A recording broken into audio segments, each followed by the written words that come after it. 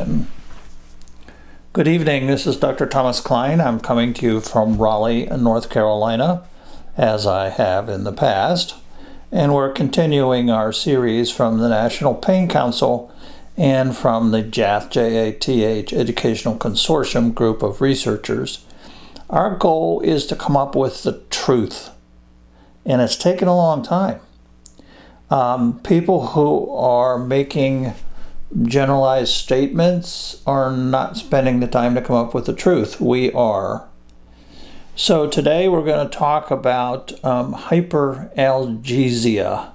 Hyper meaning high, algesia meaning pain.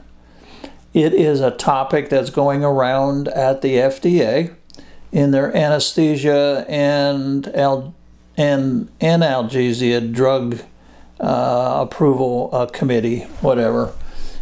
Here's the issue. Hyperalgesia means that your pain is getting worse with treatment. They've done a bunch of studies in animals and stuff and shown that in some animals, when they're on opiates, their pain threshold is different. In other words, you hit them with a little pinprick and it hurts more. That's a far away idea from what is really the agenda, which of course sounds to be anti-opioid. This is a person, let's say they're on 500 milligrams a day of oxycodone for their terrible painful disease like CRPS or adhesive arachnoiditis, which have been identified by the National Institute of Drug Abuse as 10 million people who require opiates every day. And this is our group of rare painful diseases, which National Pain Council is drawing together in a little compendium.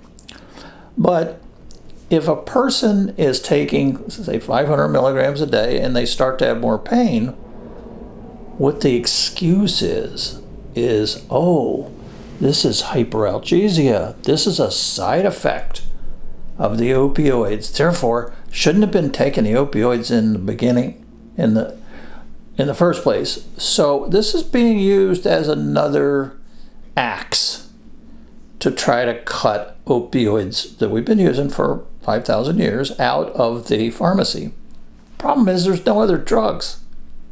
FDA has only approved one drug for severe pain. So let's go back to the hyperalgesia. If a person is getting worse, chances are the disease is getting worse, or they're developing tolerance. Now, tolerance is when your body gets rid of things. So if you take drug X, your body doesn't know it's a good deal, doesn't know you really want to take it, so your body gets rid of it. And this is what happens to a large percentage of people. It's even mentioned by the FDA to be expected, tolerance. So now we have the person on 500 a day and their pain is worse, so it either could be a worse disease or tolerance, but the people are jumping in and saying, oh no, hyperalgesia. We have reviewed a lot of papers, and our opinion right now is that it is not clinically important. The real approach would be, if this person is getting worse and you claim it's from the medicine, then if you reduce the medicine, the pain should go away. It's a simple thing.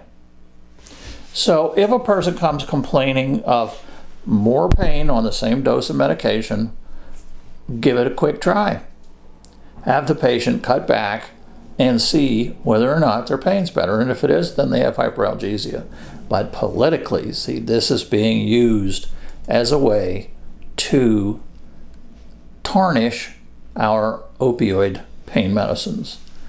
This is a little study that was done by Jennifer Schneider, MD, PhD, and she concluded that most of the rhetoric around these topics has occurred with very little in the realm of real-world data.